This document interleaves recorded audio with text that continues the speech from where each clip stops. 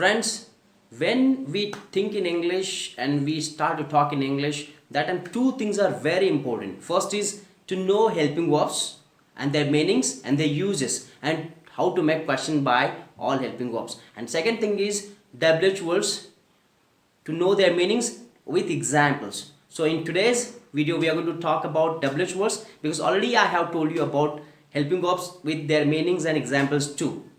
We are going to learn WH words with their Marathi meaning. WH words बघूयात आणि त्याचे मराठीमध्ये meaning काय आहे ते बघूयात.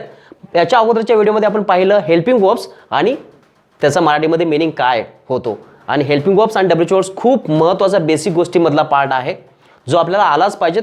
कारण हेल्पिंग वर्ब पासून आणि हेल्पिंग वर्ब पासून आपण यस आणि नो साठी क्वेश्चन विचारतो आणि WH वर्ड्स न आपण काय करतो थोडंसं एक्स्ट्रा आन्सर मिळवण्यासाठी किंवा एक्सप्लेनेशनसाठी WH वर्डनं आपण क्वेश्चन विचारतो. तर WH वर्ड्स कोणते आहेत ते बघूयात आणि त्याचा मराठीमध्ये मीनिंग काय होतो ते पण बघूयात.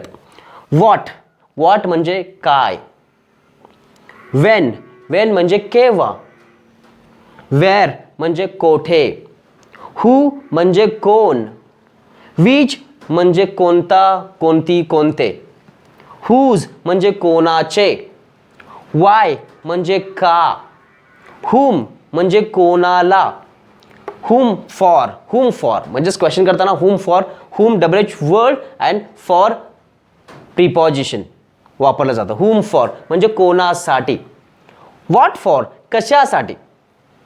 हाऊ कसा. हाऊ कम कसं काय. हाऊ कम म्हणजे कसं काय. आपण सरप्राईज न विचारतो हाऊ कम कसं काय. हाऊ फार किती दूर.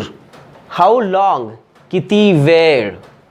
ॲट वॉट टाईम किंवा ॲट वॉट टाईम कोणत्या वेळी. वॉट टाईम कोणत्या वेळी.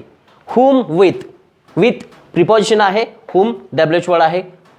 हुम विथ कोणासोबत. बघा समजलं का. खूप महत्त्वाचे WH वर्ड्स आहेत आणि त्याचा मराठीमध्ये मीनिंग मी सांगतोय. खूप महत्त्वाचं ॲक्च्युली सगळे WH वर्ड्स इथे आहेत आणि त्याचा मराठीमध्ये मीनिंग जेव्हा आपण WH क्वेश्चन करायचं म्हटलं तर WH वर्ड्स त्याचं मीनिंग आपल्याला माहिती असणं गरजेचं आहे. हेल्पिंग वर्बचं मीनिंग आपल्याला माहिती आहे. तुम्हाला समजलेलं आहे. तुम्ही मागच्या व्हिडिओमध्ये माझे हेल्पिंग वर्बचं मीनिंग बघितलं आहे. पण आजच्या व्हिडिओमध्ये तुम्ही काय बघताय WH वर्ड्स आणि त्याचं मराठीमध्ये मीनिंग. तर कसं ॲक्च्युली व्हॉटनं कसा क्वेश्चन केला जातो. For example what's your name. Right. What's your name तुझं नाव काय आहे. Right. When will you meet me. तुम्ही मला कधी भेटणार आहात. When will you meet me. Where are you कुठे आहात तुम्ही किंवा तू कुठे आहेस. Where are you. Who is this कोण आहे. Who is this. Which actor do you like. Which actor do you like. Which flower do you like. Which म्हणजे कोणता. हुज कोणाचे. Whose marker is this. Whose marker is this. Whose कोणाचे. Whose marker is this. Why are you learning English. Why are you learning English. Why do you want to learn English. दोन question केले मी why ना. Whom do you want to meet. Whom do you want to meet तुम्हाला कोणाला भेटायचं आहे. Whom do you want to meet. Whom for. Whom have you brought this marker for. Whom have you brought this marker for. हा marker तुम्ही कोणासाठी आणला आहे. What for. What have you done somethings for. और what have you called him for. What have you called him for. तू त्याला phone कशासाठी केला आहे. What have you called him for. Right. What have you called him for. For हे प्रिपॉजिशन आहे. whom बरोबर what बरोबर आलेलं. राईट. किंवा तुम्ही असं पण म्हणू शकता for what have you called him. For what have you called him बोलताना पण लिहिताना what have you called him for असं म्हटलं पाहिजे. Okay. How are you.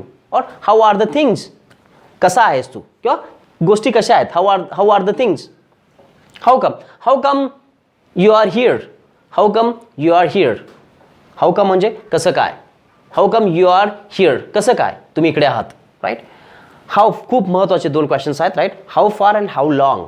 याच्यानं how फारनं आपण काय सांगतो तर डिस्टन्स विचारतो आपण हाऊ फारनं अँड हाऊ लॉंगनं आपण वेळ ड्युरेशन विचारतो. सो हाऊ फार मीन्स किती दूर. how far is your place from your school, or how far is that place, ते ठिकाण किती लांब आहे. how far is that place. how far is Mumbai, Mumbai किती दूर आहे. how far is Mumbai. how far we want to walk, आपल्याला किती दूर चालायचं आहे. how far we need to walk, or we want to walk, or need to walk. how far किती दूर चालायचं आहे आपल्याला. how long do you attend TJ's English class. how long do you attend, किती वेळ अटेंड करता तुम्ही, किती वेळ. टीजेचा क्लास तुम्ही किती वेळ अटेंड करता, किंवा इंग्लिशचा क्लास तुम्ही किती वेळ अटेंड करता. और how long do you watch TV, how long do you watch a TV, तुम्ही TV किती वेळ पाहता.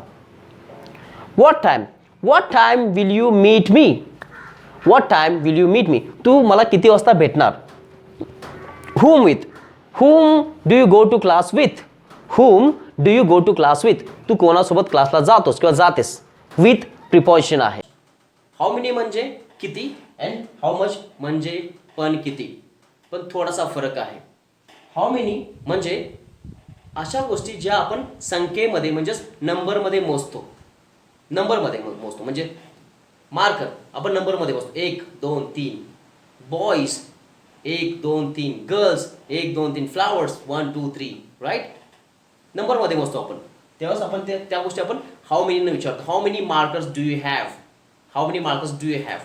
How many boys are there, तुमच्याकडे किती मार्कर्स आहेत, तिथे किती मुलं आहेत. How many girls attend your class, किती मुली क्लास अटेंड करतात तुमच्या, राईट. हाऊ मेनी म्हणजेच ज्या गोष्टी आपण नंबरमध्ये मोजतो त्या गोष्टींना आपण, त्या गोष्टी विचारताना आपण हाऊ मेनी या WH वर्डचा वापर करतो. हाऊ मेनी या WH वर्डचा वापर करतो आपण. अँड हाऊ मच म्हणजे किती, पण ज्या गोष्टी, अशा गोष्टी आपण फक्त संख्येमध्ये नाही मोजत, तर त्यासाठी काहीतरी मेजरमेंट आहे. For example kilo, litre, right. Low, high, right. Minimum, maximum, अशा गोष्टी ज्या आहेत त्या गोष्टी आपण हाऊ मचने विचारतो. म्हणजेच how much rice do you want, तुम्हाला किती राईस पाहिजे. How much rice do you want. How much petrol do you want, तुम्हाला किती पेट्रोल पाहिजे. How much money do you have, तुझ्याकडे किती पैसे आहेत. बघा फरक समजतोय का. How many and how much, right. How many म्हणजे किती, अँड हाऊ मच म्हणजे पण किती.